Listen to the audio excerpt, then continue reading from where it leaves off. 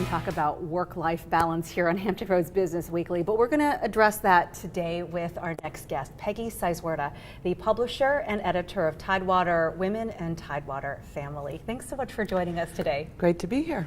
And we're talking about work-life balance along with business growth. So first I want to discuss Tidewater Women and how different it looks today than it did when you started in 1999.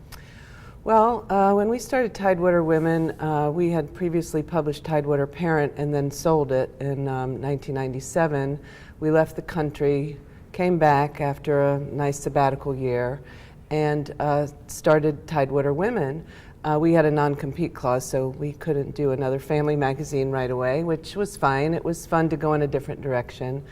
The magazine, took off reasonably well. I mean, all businesses are slow to get off the ground.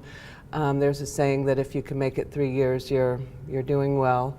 But of course, we had some history in the area with our previous magazine and had built relationships. So we were able to, work with a lot of the same folks that we had worked with before. So that helped us a lot. Of course, since that time, in the last 17 years, social media, use of the internet, use of cell phones, etc., has exploded. So that has changed the climate a little bit, the way people receive information. We do have a website presence and we do upload content every month. We're probably not as busy with social media as we should be. That's an area where we can improve. But fortunately, there's still a core of readers who love to sit down with the magazine, escape from all the electronics and sit down in a quiet place and read a magazine. And I'm one of those people. I love to sit down with the magazine because, well, it's an escape kind of, you can leave all the other stuff behind. And we talk about work-life balance. I know that when you give speeches, you talk about something called creative visualization and how perhaps you can achieve that elusive work-life balance through that. Well, I heard about creative visualization quite some years ago, and the way it was presented to me is a particular exercise where you write down your dream day. And you write down how, like in the perfect world, in the future, all the goals that you were striving for would be met, and you would wake up and live that perfect day. So you actually write it in present tense. It's a written exercise.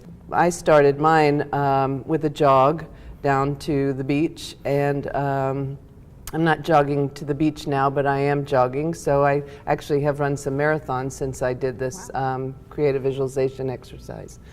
And so another thing that, for example, you can do is if you like croissants, you can start your day with a buttery croissant. And I mention that because every little thing in your perfect day you can take baby steps and do.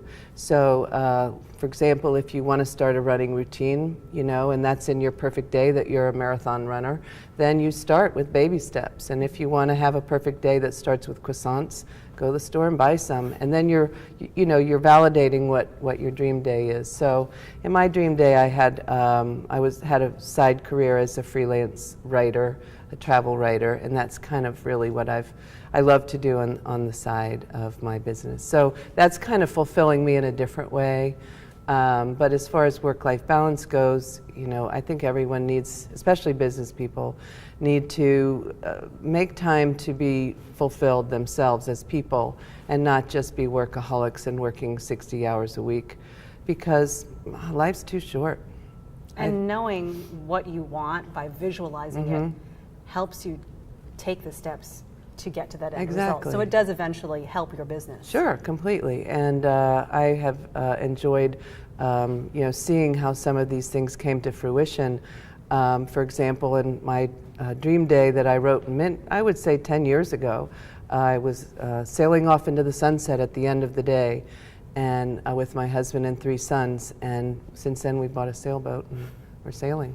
Peggy, thank you, and congratulations on your success. Thank you. Both at work and at home. Thank you so much, Cheryl.